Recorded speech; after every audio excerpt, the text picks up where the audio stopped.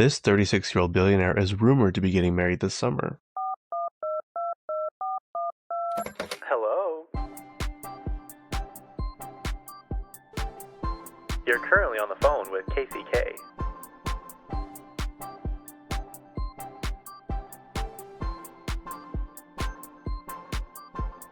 Yep, that's me.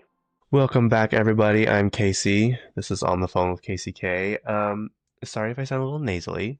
I have a little, I don't think it's a cold, but I think it's like a sinus thing, which is super annoying. So I feel like I've been keeping up on all my vitamins, all my supplements, all my green juices, but every now and then it just happens. So anyway, I feel like I'm good. I have my tissues ready to go at a moment's notice. Also, as I was driving here last night, I don't live at this house full time anymore, so I still live out of a suitcase. Not as much as I used to, thank the Lord, but still more than I would like to.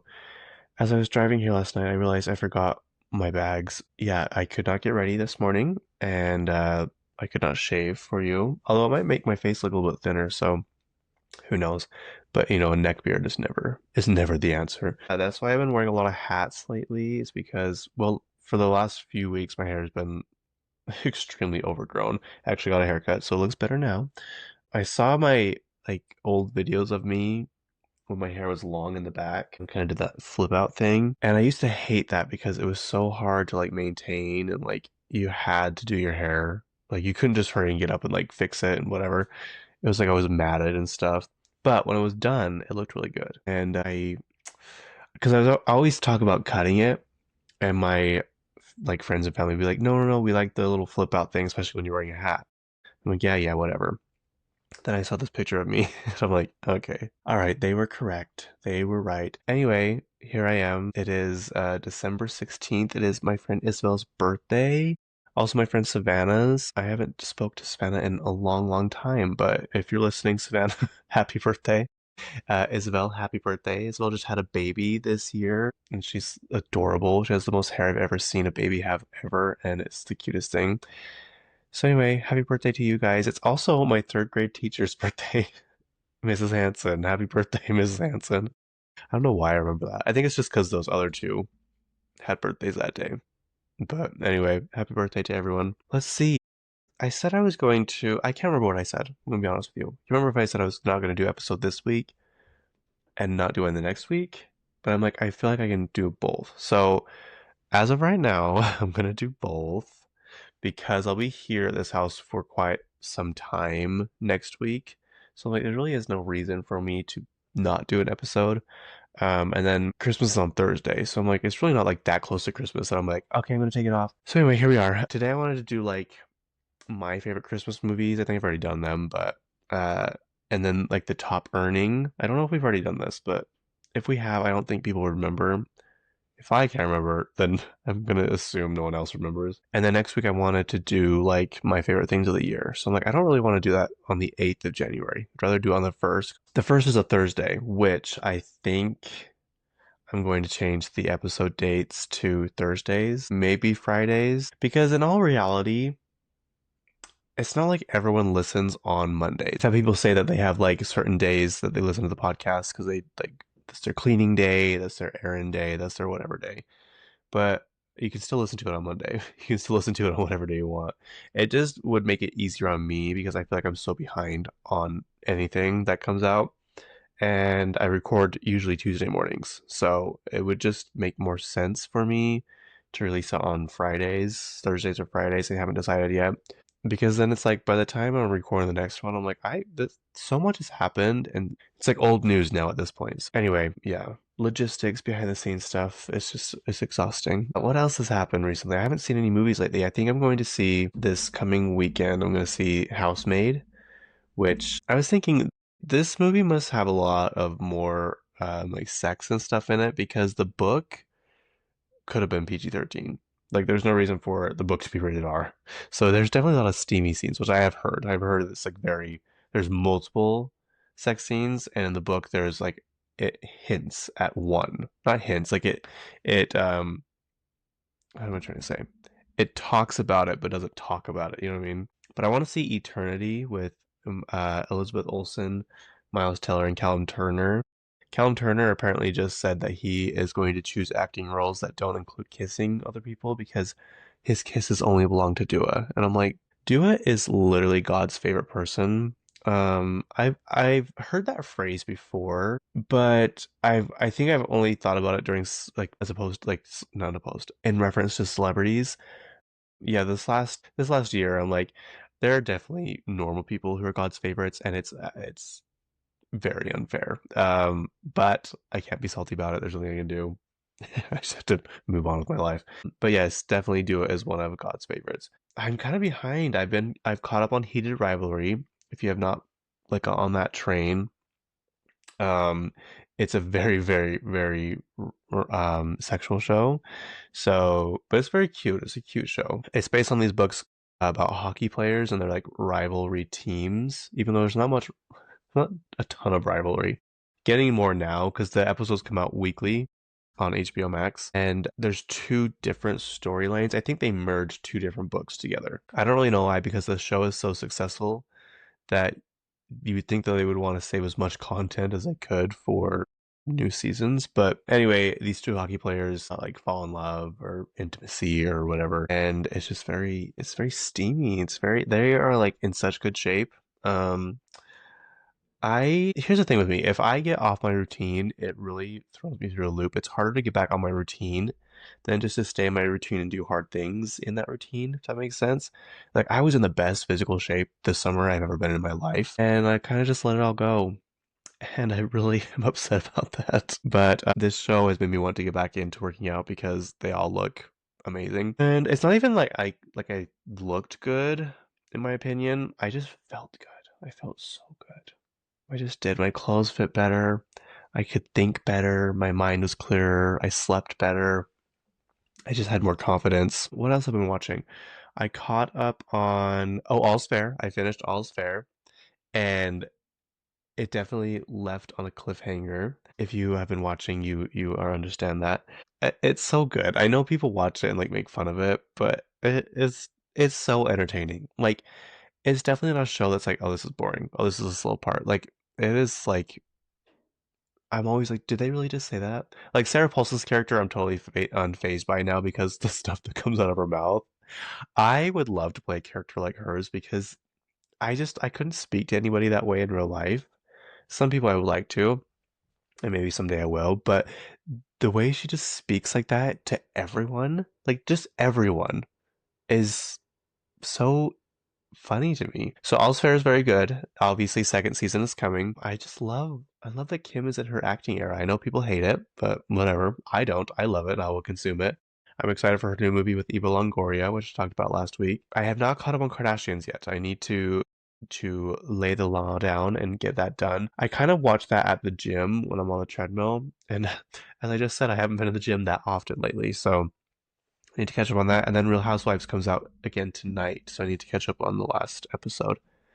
I really actually like I got in bed at like 8 last night, 8:30, and I was like, okay, I'm gonna watch the new Wake Up Dead Man, the new Knives Out movie. Which is it's so unfortunate that it is not in theaters. That is a movie, a franchise that should be in theaters. The first one was me and my mom went to it the day of Thanksgiving night when it came into theaters because I don't think Netflix had anything to do with the original one. I think they bought the rights to it after the first one. I could be wrong about that, but I'm pretty sure that's it.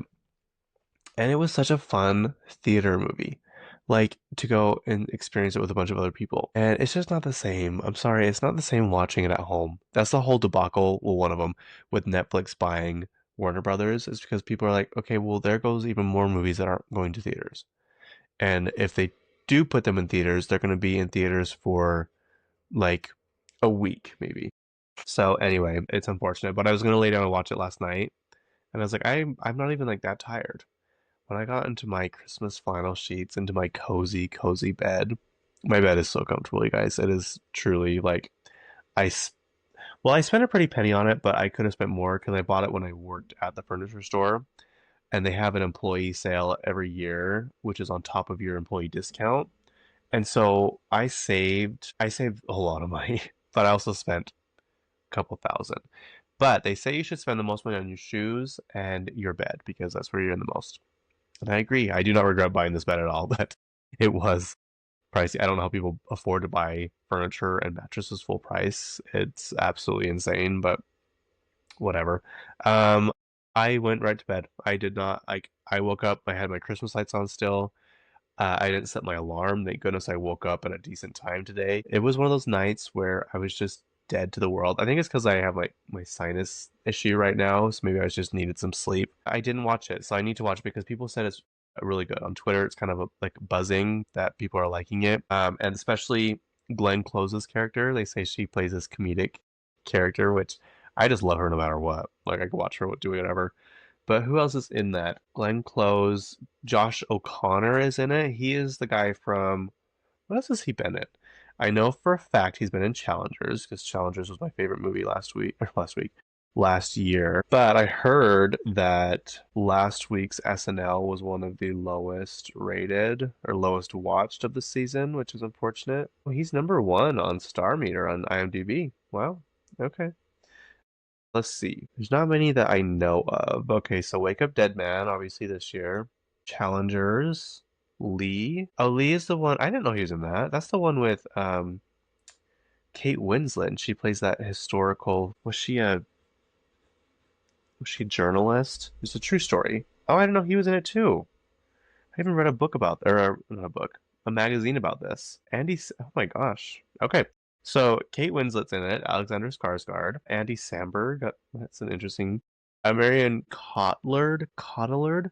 I think she's the one in Inception. She plays Mar. Is it Mar or Mal? Yeah, Mal. Inception 2010. That's one I every time I see like a poster of it, I'm like, I need to rewatch that. But I just never get around to it. But yeah, okay. This is a movie I think Kate Winslet produced herself. She produced it. Let's see. Huh, maybe she didn't. Oh, she did. Okay, yeah. I was gonna say, when I read this magazine article, she said she produced it, and that is correct. But let me read the synopsis for you. It's got a 6.9 on IMDb, so it's pretty good.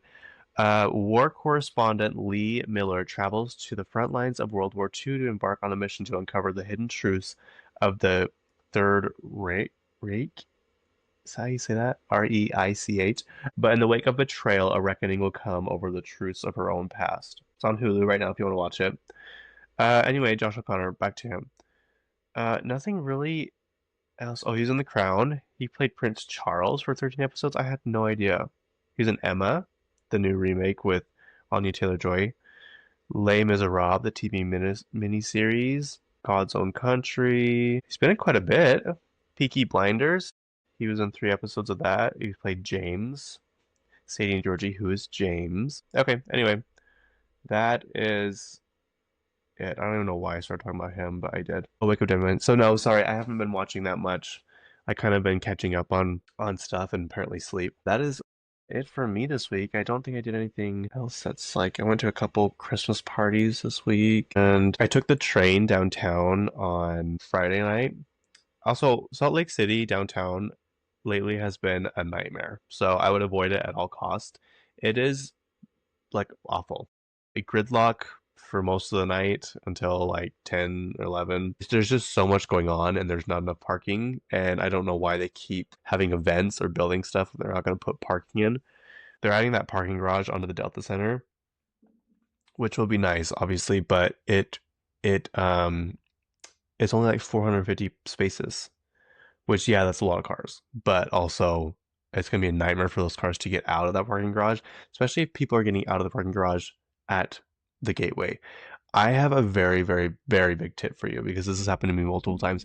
If you're going to do something at the gateway, or park at the gateway, go to the movie at the gateway, go to dinner, whatever, I would highly recommend checking to see if there's an event going on at the Delta Center. If there is, I would try and figure out when it's going to get out because I have been trapped in that underground parking garage 3 or 4 times. There's no cell service. It's complete gridlock, and you just have to sit there. So I would not recommend that. I would highly check the event list that's going on because it's miserable. It's so just aggravating too. It's like why is this taking so long? And there have been multiple times where I prepaid to get my car, to leave the parking garage, and by the time I get up there, they just want everyone to get out so badly that the gates are open. You don't even need to pay. They have a new system now though, but you have to pay. It's like automatic. Anyway, that's it for the for me complaining and me talking about myself. There's not a ton to talk about this week. I feel like I talked about so much last week, but there is stuff to talk about. So let's get into it. I'm sure I'll like talk about more stuff as we go along. Todd and Bronwyn, they are from maybe I should say Bronwyn and Todd from Housewives of Salt Lake City are apparently getting divorced. And it's not if you've watched the show, it's no surprise. It really is not shocking, but still sad. He is older than her, which I'm not saying that's like anything, but I feel like they're just in two different. I don't see what brought them together because on the show, I don't know if he's like nervous or more reserved. He's definitely not more reserved when it comes to like him being kind of mean. They just don't seem like they have the same interests or hobbies or anything like that. 26 years. Bronwyn Newport and her husband Todd Bradley have a significant age gap of about 26 years, with Bronwyn being in her early 40s and Todd in his mid 60s. When their split was announced in December 2025, the age difference was a frequent topic on the Housewives of Salt Lake City, with Bronwyn often joking about it, noting Todd was already VP at FedEx before she was born, yet they never had a prenup due to their strong connection. So, I mean, good for her. She has no prenup. That's pretty good. Who is Bronwyn Newport's estranged husband? All about Todd Bradley. I actually do want to know what he was. He was a VP, obviously, of FedEx. He also was the president or CEO or something of Palm. Do you guys remember that phone? The Palm. Was the Palm Pre? Was the Palm Pilot part of that? That was like before smartphones were a thing. He was like the CEO of that. Bronwyn Newport has been fervent, fervent, fervent in demanding her marriage to husband Todd Bradley since her debut on The Real Housewives of Salt Lake City, but now that's all about to change. In December 2025, Newport's rep confirmed to People that the couple is separating after 9 years of marriage. This was a mutual decision made with care and respect for one another, her rep said in a statement. They asked for privacy during this time. The reality star and Bradley, who was 26 years her senior, got married in 2016 in two ceremonies. While they haven't welcomed children together, Newport is a mother to daughter Gwen from a previous relationship. Bradley has two children of his own as well. Oh, I didn't know that. I had no idea. In season 5, Newport shared that Bradley once had an emotional affair after Gwen discovered secret messages between him and another woman, which became the subject of a tense moment during the reunion. Following the conclusion of the season, Newport told the New York Post that Bradley had been vulnerable with her and taken responsibility for his actions. Everybody thinks Todd is not vulnerable. That takes a lot of vulnerability to say I'm wrong and make some changes. She told the outlet in February 2025. Our relationship is much stronger because of it. I really appreciate his sentiment. Let's see. He's a tech executive. After graduating from Towson University in 1980, where is that? Bradley started a career in global technology, working his way from senior roles at FedEx to Mosey, Mozixo? I don't know what that means. Mozixo. Mozixo? That is so hard to say. He currently serves as part-time board member of Commvault. Oh, sorry. I thought it was an asterisk. He currently serves as a part-time board member of Commvault, cyber protection company. In an interview with Bravo TV, Newport described Bradley as a very successful and explained that they moved to Salt Lake City because of his tax advantages. I didn't realize there was tax advantages to living here. Newport and Bradley first crossed paths while they were in San Francisco, where Newport was working in finance at the time. She shared in an episode, "Him and I were both having lunch by ourselves, and he was talking to me, and I thought he was hysterically funny." Again, I don't see that. I don't think anybody else did too, because in the show he just seems very uninterested. Bradley and Newport got married on September 25th, 2016. I think that's my dad and stepmom's anniversary. Like almost exactly. Bradley's was held at Oracle Park, where his favorite team, the San Francisco Giants, plays. The attire was denim jeans and the menu featured hot dogs and cake pops. The celebration also featured performances by the Goo Goo Dolls and Natasha Bedingfield. What? He must make a lot of money because that's interesting. I mean, I don't think that they're that expensive to hire, but still. The next day, it was Newport's turn. The couple officially wed at the city hall, followed by a formal sit-down dinner.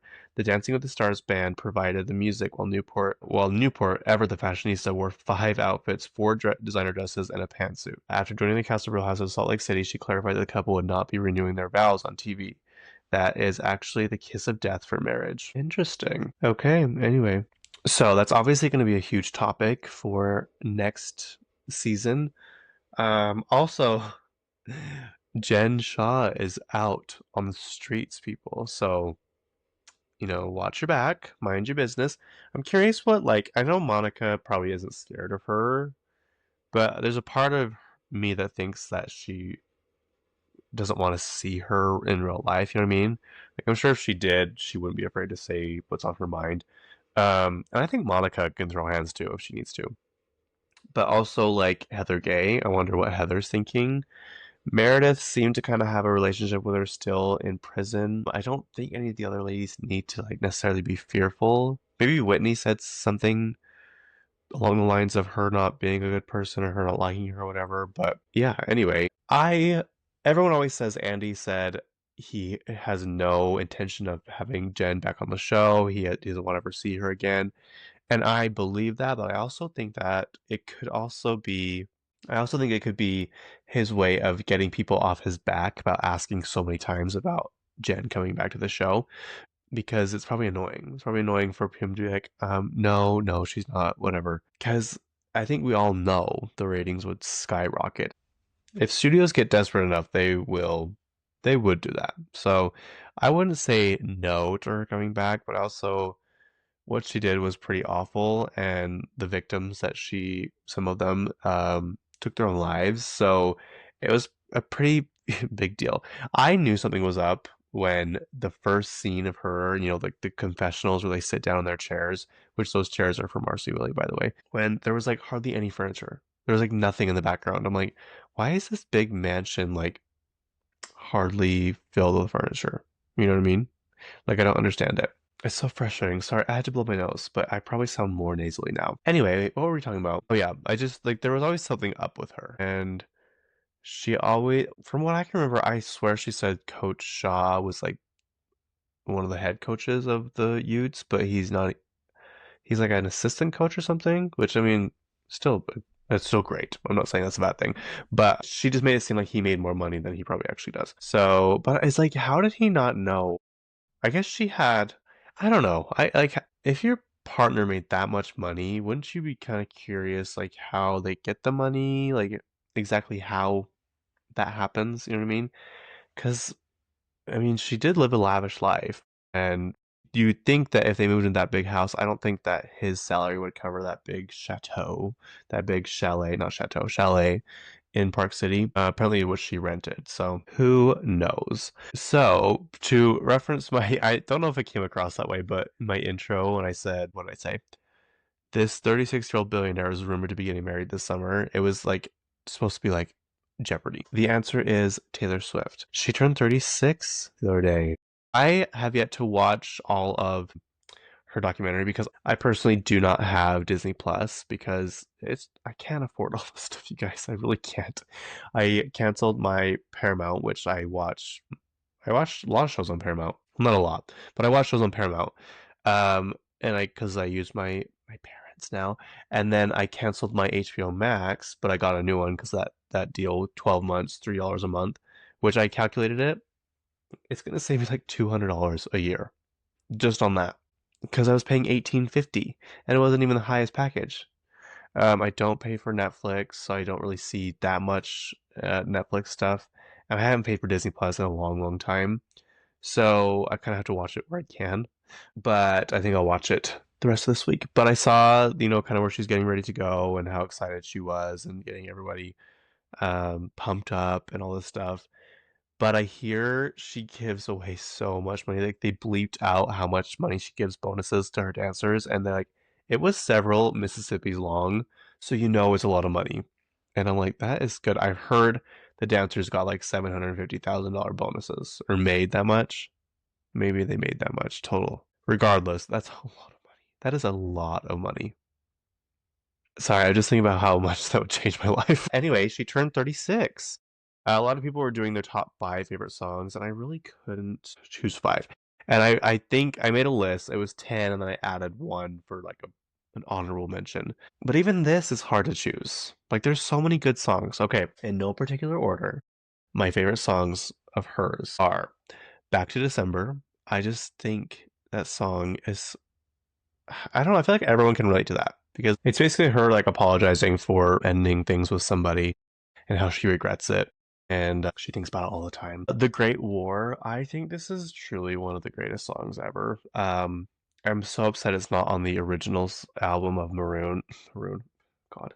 The original album of Midnight's because I have the CD. Has she even released a CD with like the Till Dawn edition or 3 a.m. edition? Because in my car, sometimes when my phone's dead, I just listen to the Midnight soundtrack and it's never on there.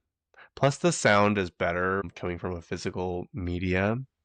Maybe not records, but from CDs for sure. It just sounds better in the car. It's just such a good song. It's so good. It's just about surviving tumultuous times. And I love it. The lucky one I can't relate to at all. This one's on Red. It is about her being famous, and it's like new to town with made up name, all the fame and fortune. What is it? New to town with a made up name in the angel city chasing fortune and fame. The camera flashes, makes it look like a dream. You had it figured out when you were in school. Everybody loves pretty, everybody loves cool, but it's over now. And I understand it now. I think that's how it goes. And your lover's in the foyer, doesn't even know you, and the camera flashes make it look like a dream. New to town with a made up name in the angel city chasing fortune and fame. And the camera flashes make it look like a dream. I had it figured out since you were in school. Everybody loves pretty, everybody loves cool.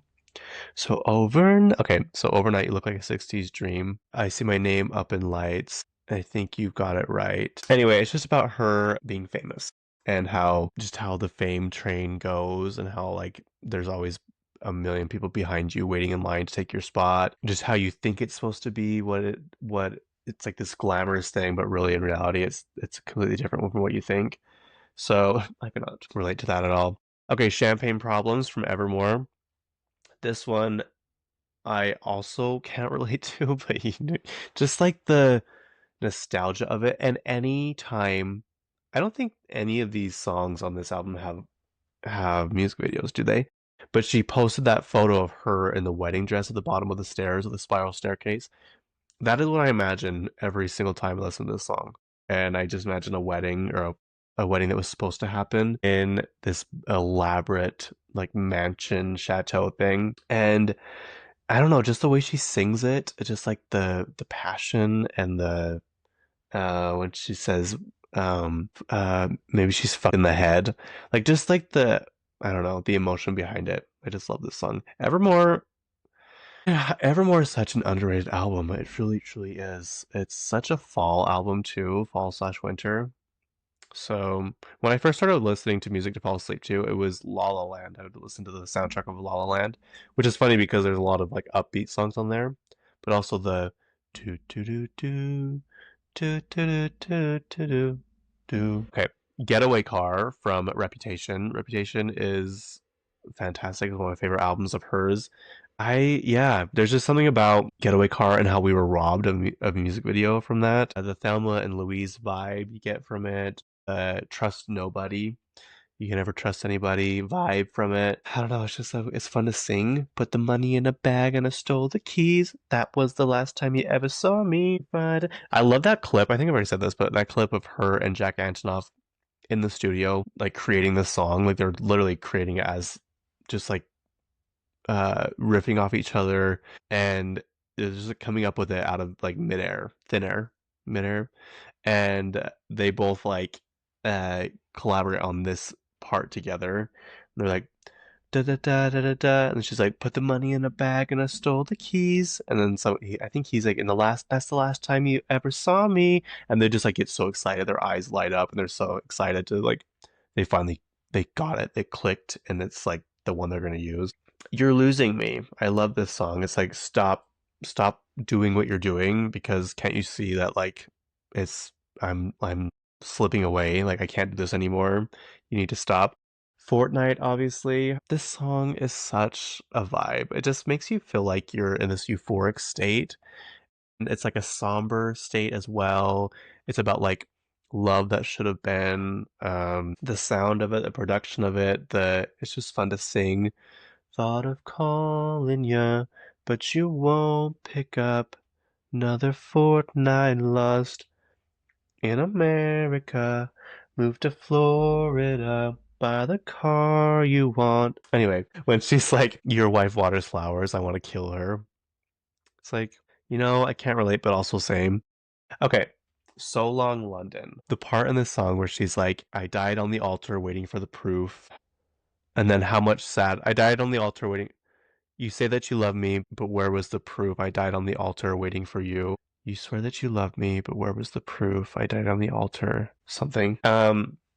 And then when she's like, how much sad did you think I had in me? And the part where she's like, um, let me pull it up. It'd just be so much easier. Okay. My spine pulled him in tighter each time he was drifting away. My spine was split from carrying us up the hill, wet through my clothes, where bones got the chill. I stopped trying to make him laugh, stopped trying to drive this or drill the safe, thinking how much sad did you think I have? Thinking how much sad did you think I had? Did you think I had in me? Oh, the tragedy. So long, London, you'll find someone. I didn't opt in to be your odd man out. I founded the club she's heard great things about. It's like when you are in a relationship and you basically make that person a better person, and then you don't get to reap any of the rewards from it. I stopped CPR after all, it's no use. So basically, it ties into You're Losing Me, where she said, I can't find a pulse, my heart won't start anymore. Referencing, obviously, a Joe, because So Long London, obviously. But then this part where it says, Two graves, one gun, I'll find someone. You say I abandoned the ship, but I was going down with it, my white knuckle dying grip, holding tight to your quiet resentment. And my friend said it isn't right to be scared. Every day of the love affair, every breath feels like rarest air. When you're not sure if he wants to be there, that one. So how much sad did you think I had? Do you think I had in me? How much tragedy? And then let's see. You swore that you loved me, but where were the clues? I died on the altar waiting for the proof.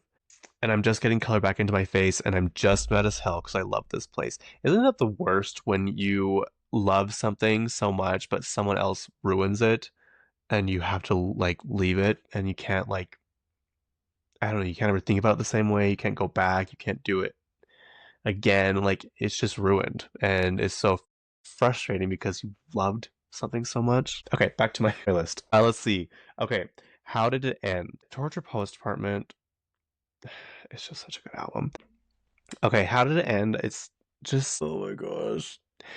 The whole concept of this song, like people gossiping about someone's relationship, like wait, did you hear that they broke up? Like how could that be? Like what happened?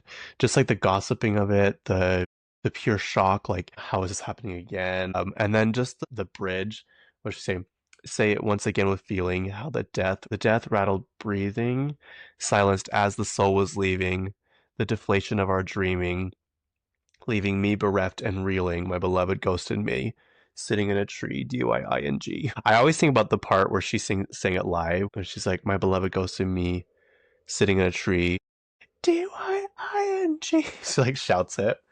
Ah, this song's so good. A lot of these songs are quite sad. Okay, Peter. Peter is just, I want to learn how to play on the piano, just the whole melody of it, of how sad it is, obviously.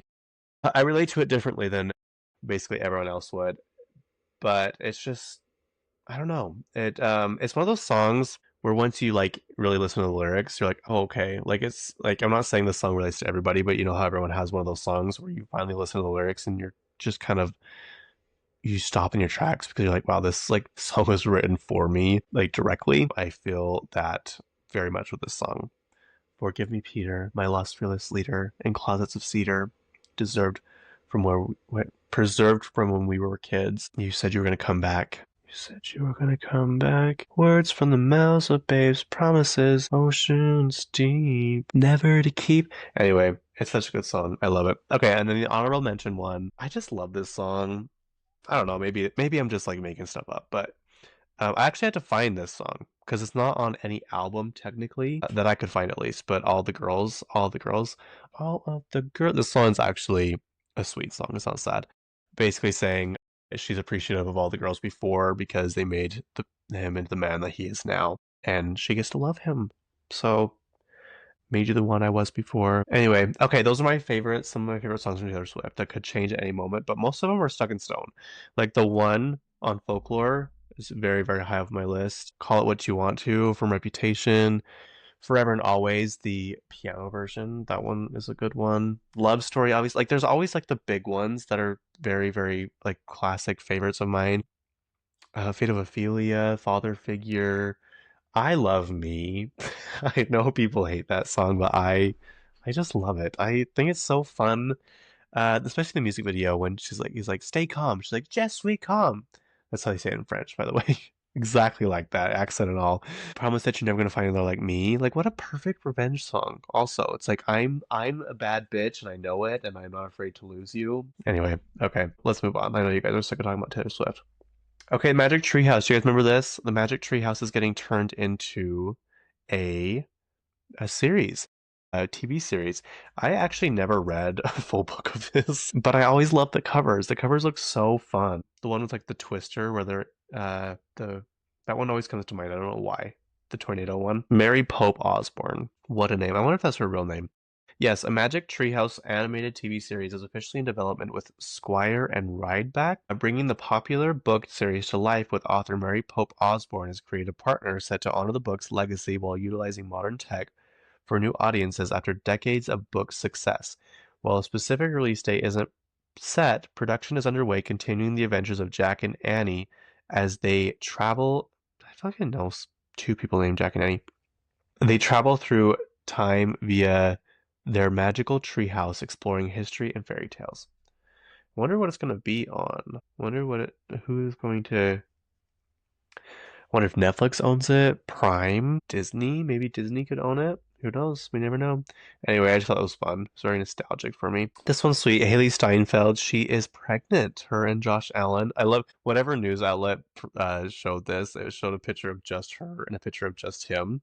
And it's like, why didn't they choose a picture of them together? It's like two separate photos. Like one he's on the football field and one she's like on the red carpet. And I didn't even think about it until I read it, and I thought that was so funny. But they're gonna make very cute children. Their kids are gonna be so cute and rich, very very rich. I wonder how much she's worth. A couple million at least. Not that it matters. Not that it matters. I'm just always curious. Haley Stein. She was in a movie that was one of my favorites this year, Sinners. I also wish she would come back to singing. It's like she doesn't have to go on tour. She doesn't have to do whole albums, but she's really good at making just like um good like one-off singles, you know? Let's see. Combined net worth. This is old. Maybe not. Maybe because maybe he hasn't gotten all his money. Josh Allen signed a deal for $450 for the Buffalo Bills. And what I'm hearing, because for the first time in 11 years, the Chiefs are not in the playoffs to go to the Super Bowl. They're not in the running for the Super Bowl. And apparently a lot of people have said the Bills have been doing really well this year, which is probably good because they paid him a lot of money to play. So hopefully he's doing a good job for them. But Steinfeld is married to NFL quarterback Josh Allen of Buffalo Bills. Together, the couple has a combined net worth of approximately $95 million. Allen's higher net worth, $70 million, comes primarily from a substantial NFL contract and endorsements. Wow, she's worth more than I thought. That's good. This was December 18th last year. As of 2024, Steinfeld's net worth is $25 million, according to Celebrity Net Worth. And these obviously aren't like accurate, but that's a lot more than I thought. So get your bag, Haley. That is fantastic. Wonder what it'd be like to just like know you could afford something. Like if your tire popped and you had to go get a new tire and they're like, oh, actually you need all new tires and all new axles, which has been said to me, and you wouldn't really have to stress. It'd be more annoying than anything, but like you wouldn't have to stress like, oh, I'm gonna have to put this on my credit card that I just paid off, and I won't be able to pay this off for years. I'll get there one day, you guys. I will get there, and I won't complain anymore. Let's see. Anyway, I don't know when they're expecting, but soon. Speaking of baby, Debbie Ryan apparently just had a baby. She is the iconic Disney interviewee. She's the one that did Bing still scares me. It scares me. Or when she's like talking about eating popcorn, she's like, I throw it up in the air and catch it. Or I went into the president of Disney Channel's office and sat down with him and said, I want to make history. And that's what this is. I don't know if she does it on purpose, but she's very good at it. She's doing it on purpose. Anyway, she's married to the lead singer of 21 Pilots. Can't remember his name right now. Josh something. Is it Josh? I don't know much about them anymore. They used to be like all over the radio and everything. But as far as I see, they still tour and stuff. I know my friends Isabel and Ben loved them, but I don't hear much about them anymore. Also, you know who else is going tour? I had no idea until I drove past the stadium in Las Vegas. Was Ed Sheeran. Apparently, he has a new album out. Thank goodness we don't know about it, but still, Amy Schumer is getting divorced. Her and her husband of 7 years are getting divorced, and it makes me sad. I feel like she's kind of going through a rebrand. She had to lose weight because of she has a disease, like not a disease, but what am I trying to say? A condition, kind of like a thyroid type condition, I think. But I think she had to lose weight just for her safety, for her health. But I want her to get back into doing stuff. Like her podcast was so funny. It was Three Girls, One Keith, and it was her and two other comedian girls, ladies. One was Bridget. She's on, what movie was she on? She's in Trainwreck with her. I also think the other girl is too. But Bridget had that really popular show on HBO Max. Hang on, let me see if I can find it. Bridget Everett. She was on the show. Oh, where is it? Oh, here it is. Somebody Somewhere. It's on HBO, and it was nominated. I think it won some kind of like big award. Yeah, this one was pretty critically acclaimed. I wonder what it's about. It's like it's pretty emotional. It's like not like a. I think it's funny, but it's also very dark comedy drama. Sam is a true Kansan. I don't know what I was gonna say. Kansasin, true Kansan on the surface, but beneath it all, struggles to fit the hometown mold. Grappling with loss and acceptance, she discovers herself and community of outsiders who don't fit in but don't give up. I am going to watch that. You can watch it on. I guess there's a bundle. Here says a bundle season, or sorry, Disney Plus, Hulu, and HBO Max. I don't. Is that a bundle that you can get? I didn't even know that was a thing, or just HBO Max. If you're also curious where things are streaming, I think you can Google it and it'll pop up, and that's not entirely accurate all the time. You go to IMDb and type in the show you want, and then it'll tell you kind of in the bottom right corner where is streaming. Just FYI, just a little bit of info. But yeah, her podcast, Amy Schumer's podcast, was so funny, and I think she's funny. People love to hate on her, but I think she's a good time. Her movie, I Feel Pretty, is hilarious. If you haven't seen it, you should go watch it. Okay, Rob Reiner, he obviously is that director that passed away. I mean, he was murdered. Him and his wife, and it's so sad. He was in a lot. He wasn't just like a director. He was also in stuff. He was in Hannah Montana. He was in just kind of a lot of random things, but everyone always says the same thing about him. Him and his wife are truly like some of the nicest people ever.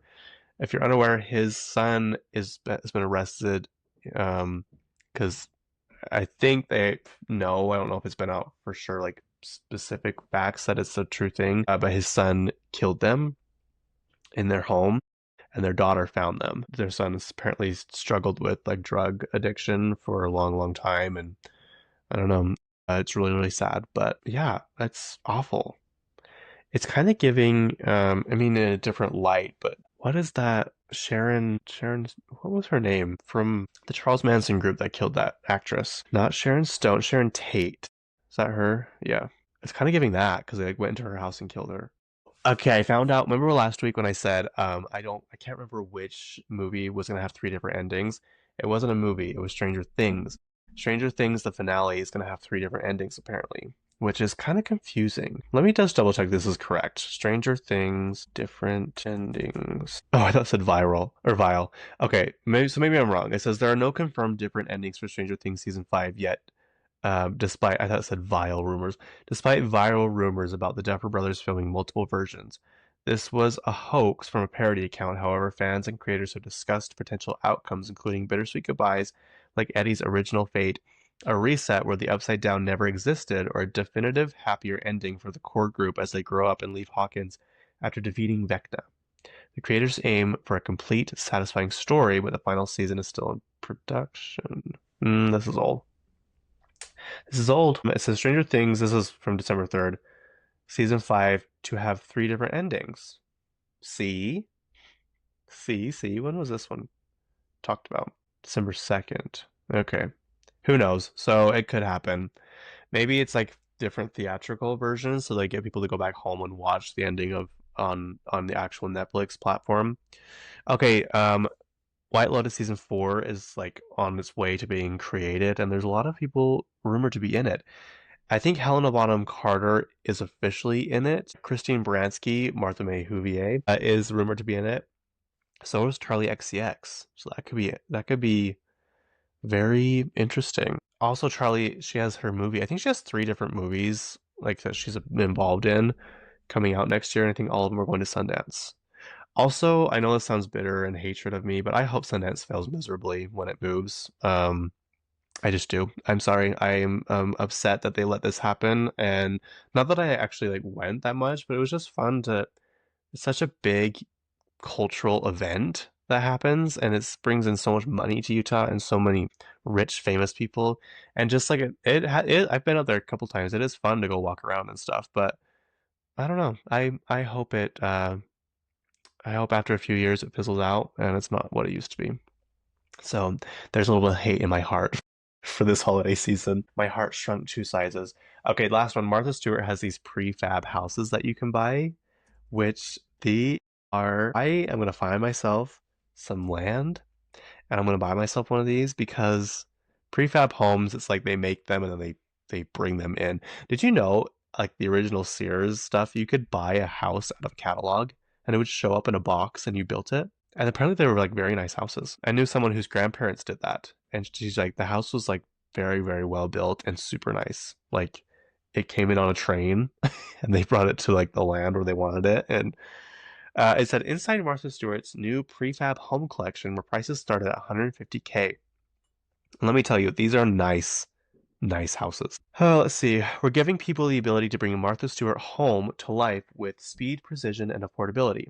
It's a new way to think about home building, and Martha and her team at Marquee Brands have been a phenomenal partner as we reintroduce some of her designs in a format that genuinely works for today's homeowner. Full-size homes build kits start at 450,000, while build kits of accessory dwelling units, I don't know what that means, start at 150,000. O'Brien says each unit is engineered as flexible kit, allowing homeowners to select finishes, layout choices, and site-specific elements to suit their goals. Whether the priority is price, speed, or highly customized look, the system is designed to adapt without compromising structural integrity. Speed and affordability are keys to prefab designs. Happy Homes panelized light gauge steel frame system shortens build times by up to 40%, reduces embodied carbon by half, and minimizes on site waste, and produces homes roughly 20% more affordable than the likes of conventional build, all while offering up to 10% more livable space within the same footprint. Okay, there's 4 different types to live like Martha. Um, all 4 homes, Bedford, Lily Pond, Skylands, and Perry Street. So Bedford is like what the house she lives in now. Were shaped under her direct creative direction. The result is a collection that brings these iconic homes to life through the modern building system that finally makes these designs accessible. O'Brien says Stewart and her executive director of design, Kevin Sharkey, spent more than 6 months going over every detail with us, proportions, materials, elevations, and the way rooms flow, even how natural light moves throughout the space. Nothing moved forward without her input. I love her. You could feel how personal these homes are to her. Each home model maintains the design DNA that makes homes unmistakably Martha. The Bedford model is inspired by Martha's 1925 Catanoa, New York farmhouse. The exterior features include clapboard siding, fieldstone accents, and metal roof. Inside, you'll find oak flooring, limestone surfaces, brass details, and large windows. These houses are nice, you guys. I'm not even kidding.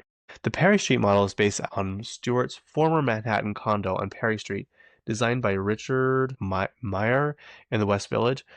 It features white stucco covered terraces and a flat roof. That one's a cool one too. It's like a modern one. The Skylands model is inspired by Stewart's 1920s Seal Harbor, Maine summer estate. It boasts a masonry facade, low-hipped roof, pergolas, and French doors. This one you'd see in like the fields of France. And the last one, the Lily Pond model is inspired by Stewart's former 1870s East Hampton coastal cottage. It features cedar siding, stone detailing, gabled roofs, and large windows. That definitely is a Hamptons house. Buyers can explore more and customize their homes through Happy Homes digital design platform, which provides real-time pricing, curated finishes, and transparent delivery. Anyway, that's exciting. Okay, I gotta hurry. So we're gonna do the most profitable company in the world. Is that Amazon? I think it is. Oh, no. Saudi Aramco is consistently ranked as the world's most profitable company by total net earnings, driven by its massive oil reserves and low production costs, though tech giants like Apple, Microsoft, and Alphabet often dominate. Huh, I thought it would be Amazon. I saw like a chart the other day where it says Amazon makes $1 million in like 16 seconds. Every 16 seconds they make $1 million, which is totally crazy. Okay, this one actually I'm surprised how much it made, but also not at the same time. This is the Grinch, the 2018 one, the cartoon one, Universal, 540 million. Then it goes to Home Alone, 476 million, and then Home Alone 2, Lost in New York, 358 million. I love Home Alone 3. No one ever saw it, but I love that one. Dr. Seuss's How the Grinch Stole Christmas, that was Jim Carrey's, 345 million. Christmas Carol, 2009. Really, that one, interesting. That's the one with Jim Carrey also, and it's kind of scary. 325 million. The Polar Express, my personal favorite, 315 million. Batman Returns. Is that a Christmas movie? Love Actually, 245. Die Hard 2, I guess we're considering that. 240 million. Elf, 225 million. The Holiday, I love that that's up in here with these big movies. 205 million. Santa Claus, there's a lot. Okay. A Bad Mom's Christmas. If you guys have not seen that, please go watch it. It is so funny. Okay, my favorite Christmas movies are Christmas with the Cranks and Polar Express. I used to hate Polar Express, like hate it. I think I watched it like 10 times last Christmas. Did I say The Grinch? The Grinch, Christmas with the Cranks, and Polar Express. I'll give Home Alone like a honorable mention, but the other three are like my favorite. Anyway, I hope you guys have a good Christmas. Yeah, I'm not getting much this year, but I'm actually not that upset about it. You think I'd be a little more sad, but I'm not. I still do, but I wrap my own presents I buy myself because it just makes you feel more less alone, more loved. I also don't let myself use my stuff that I buy in December usually until Christmas Day. I am like that still into adulthood. But yeah, I hope you guys all have a good Christmas and do your Christmas celebrations and traditions. And it's so weird because it's so hot here still. Not hot, but like it was almost 60 degrees yesterday. There's no snow. There's no trace of snow except in the mountains. So it just feels weird. Like it doesn't feel like the year's wrapping up because I feel like New Year's is always like frigid, cold, miserable, and it doesn't seem like it's going to be like that this year. So we'll see. Anyway, thank you for listening. I really appreciate it. Yeah, Merry Christmas to all, and to all, I hope you get whatever you want. Anyway, okay, bye.